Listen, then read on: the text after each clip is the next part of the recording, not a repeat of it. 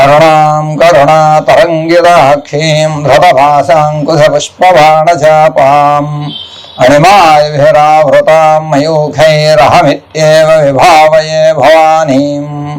Best గురు TV ప్రేక్షకులకు విజయదశమి శుభాకాంక్షలతోటి ఆశీస్సు అందిస్తూ శ్రీ క్రోధినామ సంవత్సర ఆశ్వయుజ శుద్ధ పాడ్యమి గురువారము అనగా 2024 సంవత్సరం అక్టోబర్ నెల 3వ తేదీ నుంచి 2024 సంవత్సరం అక్టోబర్ నెల 12వ తేదీ స్థిరవారం వరకు ఆశ్వయుజ శుద్ధ దశమి దేవి శరన్నవరాత్రోత్సవాలని ప్రారంభం చేయడానికి ముందుగా ప్రాతకాలంలో బ్రాహ్మీ ముహూర్తంలో 4 గంటల నుంచి 6 గంటల మధ్య అమ్మవారిని ఉపాసన చేయడానికి యుక్తమైనటువంటి ప్రదేశాన్ని ఎన్నుకుని ఆ ప్రదేశంలో ఆవు పేడతో అలికి పసుపు నీళ్లతో జిమ్మి మామిడి మండలు ఇత్యాది వాటితో అలంకరణ చేసుకుని చక్కగా వేదికను ఏర్పాటు చేసుకోవాలి.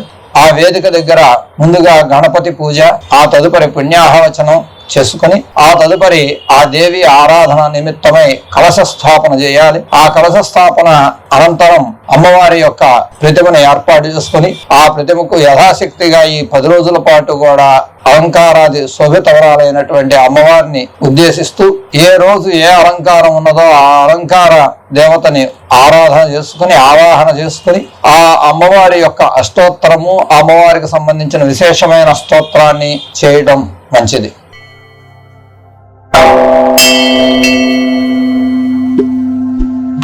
శ్రీ దేవి శరన్నవరాత్రోత్సవాల్లో భాగంగా మొదటి రోజైన అలంకారం ఆశ్వయుజ శుద్ధ పాడ్యమి గురువారం రోజున బాలా త్రిపుర సుందరీ దేవిగా మన అమ్మవారు అనుగ్రహిస్తుంది. ఆ రోజున బాలా త్రిపుర సుందరీ దేవిని కలశము దగ్గర ఆవాహనాది కార్యక్రమములతోటి ఉపచారములతోటి పూజించి అష్టోత్తర శతనామములతోటి పసుపు కుంకుమలతో అర్చన చేసి వివిధ రకములైనటువంటి పుష్పములతో అర్చించాలి.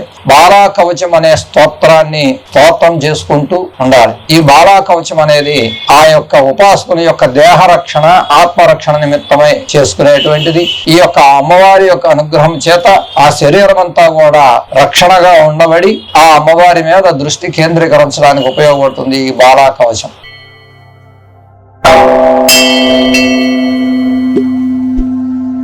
దేవి శరన్నవరాత్రోత్సవాల్లో భాగంగా 2వ రోజు అలంకారం గాయత్రీదేవి అలంకారం. ఈ గాయత్రీదేవి వేద స్వరూపము, వేదములన్నిటికీ కూడా మూలమైనటువంటిది. సకల మంత్ర అధిష్టాన దేవత గాయత్రీదేవి. ఈ గాయత్రీదేవిని ఉపాసన చేసేటువంటి మంత్ర అనుష్ఠాన పరులు వారి యొక్క వాక్శుద్ధిని కలిగి ఉండటం కోసం గాయత్రీదేవిని ఉపాసన చేస్తారు. ఈ రోజున నిత్య నైమిత్తిక క్రియలు పూర్తి చేసుకుని ఆ గాయత్రీ దేవిని ఆ కలశం వద్ద ఆవాహన చేసుకుని గాయత్రి అష్టోత్తర శతనామములతో అమ్మవారిని కుంకుమతో అర్చన చేసి అనంతరం గాయత్రి పంజర స్తోత్రం అనే స్తోత్రాన్ని చదువుకుని అమ్మవారి యొక్క అనుగ్రహానికి పాత్రలు కాగలరు. ఈ గాయత్రి పంజరి స్తోత్రం వలన వారికి వాక్శుద్ధి కలుగుతుంది. అలాగే అమ్మవారి యొక్క అనుగ్రహం తప్పక కలుగుతుంది.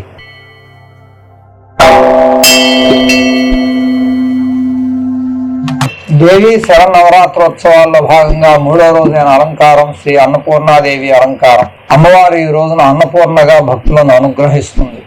సాక్షాత్తు పరమశివుడికే అన్న ప్రసాదాన్ని పెట్టినటువంటి దేవత అన్నపూర్ణ. సకల ప్రాణి కోటికి కూడా మూలాధారమైనటువంటిది ఆహారం. అలాంటి ఆహారానికి ఎటువంటి కొదువ లేకుండా ఉండాలి, ఆ ఇల్లు ధనధాన్యాదులతో వృద్ధి చెందాలి అనే ఉద్దేశంతో అన్నపూర్ణాదేవిని ఉపాసన చేయాలి. ఇలా అన్నపూర్ణాదేవిని యథాశక్తిగా పుష్పములతో అర్చన చేసి ఆ తదుపరి అన్నపూర్ణ స్తవం అనేది స్తోత్రం చేయాలి. ఇలా చేయడం వలన ఆ ఇంట్లో ధనధాన్యాదులకు కొదవ లేకుండా ఉంటుంది. అలాగే ఆ ఉపాసకుల యొక్క మేధాశక్తి పరిడవిల్లుతుంది. బుద్ధి జ్ఞానము కూడా ఇనుమడిస్తాయి.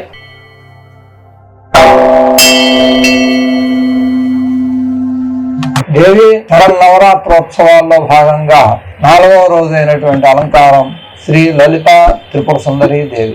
లలితా త్రిపుర సుందరీ దేవిని మహాలక్ష్మి మహాసరస్వతి ఇద్దరు కూడా చెరొక వైపులో ఉండి సేవిస్తూ ఉండేటువంటి దృశ్యం. ఈ లలితా త్రిపుర సుందరీ దేవిని ఉపాసన చేయటం వలన ఐశ్వర్యము, విద్య, ధైర్యము ఇవన్నీ కూడా సమకూరుతాయి. ఈ రోజున ఆ అమ్మవారిని యథాశక్తిగా అర్చన చేసి కుంకుమాది పుష్పములతోటి పూజించి ఆ తదనంతరం త్రిపుర సుందరి పంచరత్న స్తోత్రము అనే స్తోత్రాన్ని చదువుకోవాలి. ఈ విధంగా చేయటం వలన అమ్మవారి యొక్క కృపా కరుణా కటాక్షాలు సమృద్ధిగా ఆ యొక్క సాధకుల మీద ఉండి అమ్మవారి యొక్క అనుగ్రహం చేత ఆయురారోగ్యాలతో వర్ధిల్లుతారని చెప్పి ప్రతీతి.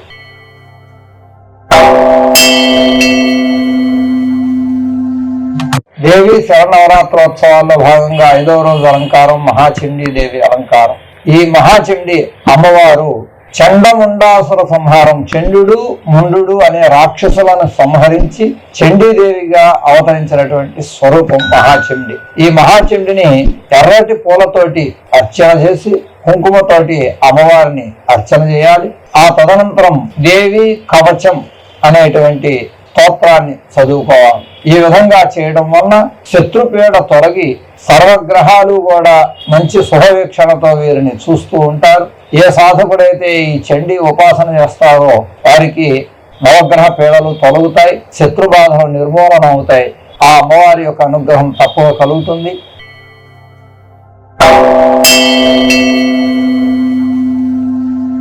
దేవి శరన్నవరాత్రోత్సవాల్లో భాగంగా 6వ రోజు అలంకారం శ్రీ మహాలక్ష్మీదేవి అలంకారం.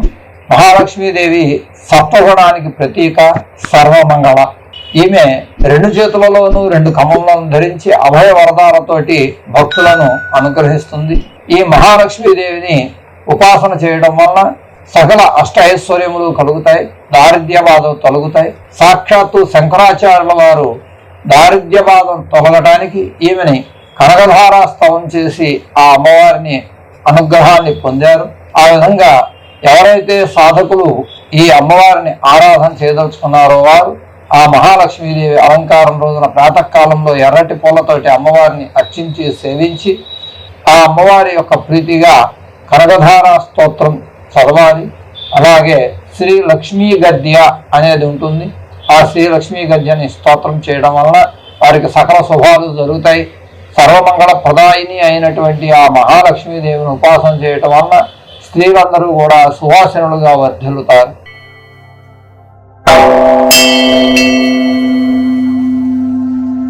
దేవి శరన్నవరాత్రోత్సవాల్లో భాగంగా 7వ రోజు అలంకారం సరస్వతీదేవి అలంకారం. ఆశ్వేజ శుద్ధ సప్తమి మూలా నక్షత్రం ఇవాళ శిష్టమైనటువంటి అలంకారం. ఈ సరస్వతీ మాత విద్యార్థులకు కల్పదాయిని, జ్ఞానప్రదాత, జ్ఞాన విద్యాదాయిని, షోడశ విద్యలకు కూడా అధిష్టాన దేవత, చతుషష్ఠి కళలకు కూడా అధిపతి అయినటువంటి సరస్వతీ మాతను ఈ రోజున తెల్లటి తామర పుష్పములు, కలువ పూలతోటి అర్చించి ఆ అమ్మవారికి ప్రీతిగా తెల్లటి వస్త్రమును సమర్పించి జ్ఞాన సరస్వతి స్తోత్రాన్ని స్తుతించాలి. ఈ విధంగా ఆ అమ్మవారి యొక్క అనుగ్రహాన్ని పొంది సాధకులు ఆ సరస్వతి కృపాకరణ కటాక్షాలను పొందగలరు.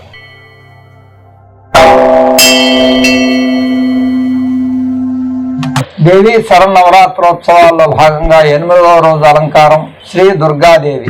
ఆశ్వేజ శుద్ధ అష్టమి రోజున ఈ అలంకారం ఉంటుంది. దుర్గముడు అనే రాక్షసుడిని సంహరించడం వల్ల దుర్గాదేవిగా ఆవిర్భవించి భక్తులను అనుగ్రహిస్తూ ఉన్నది.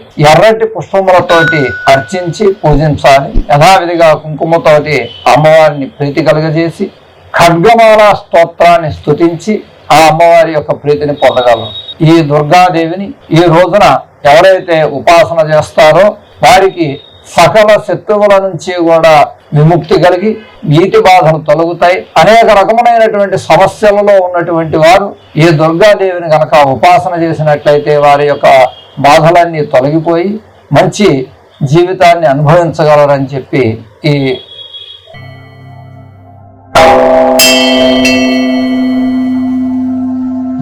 దేవి శరన్నవరాత్రోత్సవాల్లో భాగంగా 9వ రోజు అలంకారం శ్రీ మహిషాసురమర్ధినీ దేవి అలంకారం. ఆశ్వేజ శుద్ధ నవమిని మహర్నవమిగా పిలుస్తారు.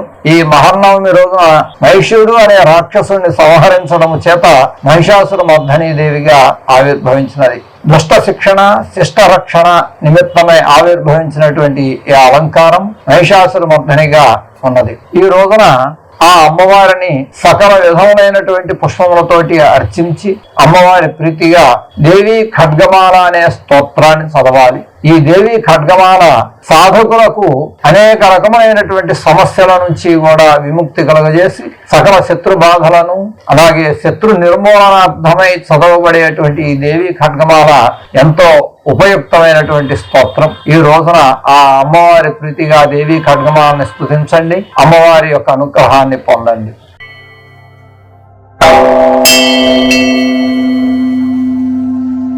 దేవి శరన్నవరాత్రుల్లో భాగంగా 10వ రోజు శ్రీ రాజరాజేశ్వరి దేవి అలంకారంగా అమ్మవారు మనల్ని అనుగ్రహిస్తూ ఉంటుంది. ఈ అమ్మవారు అపరాజితా దేవిగా కూడా పిలువబడుతూ ఉంటుంది. ఈ రోజున అమ్మవారిని యథావిధిగా వివిధ రకములైనటువంటి పుష్పములతో అర్చించి కుంకుమతో అర్చన చేసి శ్రీ రాజరాజేశ్వరి మంత్ర మాతృకా స్తవం అనే స్తోత్రాన్ని చదువుకోవాలి. శ్రీచక్ర నవావరణ అర్చనలో అగ్రభాగాన అధికృష్టురాలైనటువంటి ఆ అమ్మవారిని ఉపాసన చేయటం వలన సాధకుల యొక్క శారీరక మానసిక రుగ్మతలన్నీ కూడా తొలగిపోతాయి. సకల కార్యముల యందు కూడా దిగ్విజయం కలుగుతుంది. తెలుసో తెలియకో చేసుకున్నటువంటి పాపముల నుంచి విముక్తి కలిగి ఆ అమ్మవారి అనుగ్రహం చేత సుఖశాంతులను పొందుతారు సాధకులు. ఆ అమ్మవారి ప్రీతిగా ఈ 9 రోజులు కూడా ప్రాతకాల విశేషాది అర్చనలు పూర్తయిన పిలుప యథాశక్తిగా అమ్మవారిని సేవించి అమ్మవారి యొక్క స్తోత్రాన్ని స్తుతించి నిత్యానుసారముగా సువాసినులకు కాని దంపతులకు గాని అలాగే బీదవారికి గాని యథాశక్తి దక్షిణ తాంబూలాదులతోటి స్వయం పాకాది దానములను చేయడం విశిష్టమైనటువంటి ఉపయోగం కలుగుతుంది. కాబట్టి వారి శక్త్యానుసారంగా ఈ 10 రోజులు కూడా దాన ధర్మాదులు చేయడం అనేది ఎంతో ఉపయుక్తమైనటువంటిది.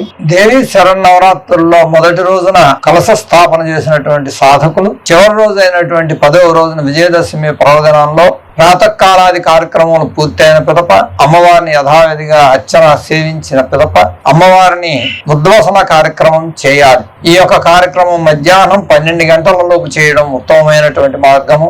ఆ రోజున యథాశక్తిగా అనుష్ఠానాది కార్యక్రమం పూర్తయిన పిదప శమీ సమయతే పాపం శమీ శత్రు వినాశిని అంటూ ఆ అమ్మవారిని నాకు శత్రు బాధలు లేకుండా దేహరక్షణ ఆత్మరక్షణ సర్వశాంతి కలగాలి అనే ఉద్దేశంతో అమ్మవారిని ప్రార్థన చేస్తూ ఆ కలశమును ఉద్వాసన చేయాలి. మీరు చేసేటువంటి వివిధ రకాలైనటువంటి పనుల యందు మీకు అమ్మవారి యొక్క అనుగ్రహం కలిగి సర్వత్రా విజయం కలగాలని ఆశిస్తూ మీ అందరికీ మరొక మాట శుభాకాంక్షలతో